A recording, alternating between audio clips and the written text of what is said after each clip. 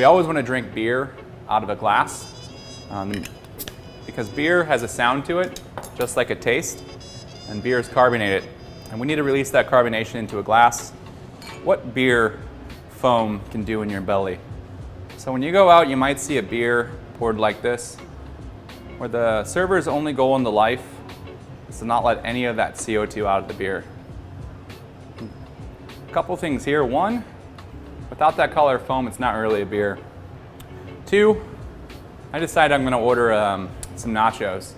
And I take that first bite, and once it hits my belly, that happens. So there's about 2.5 bottles of CO2 in this beer that weren't released in the glass.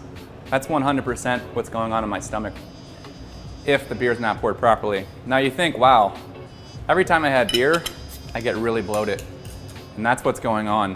Or you can get a beer and you pour it down the side with vigor, and you're breaking that CO2 out. And granted, people say that looks like a lot of foam, but foam always turns into beer. And then I take that same bite of food and I try to have a swallow, and it's not agitating my stomach because I have broken that CO2 out in the glass. So that's how important it is to pour beer into a glass. In this foam is where we're going to taste the sweetness of the malt and the bitterness of the hops, but really it's going to protect the integrity of that aroma that's underneath the foam through each sip.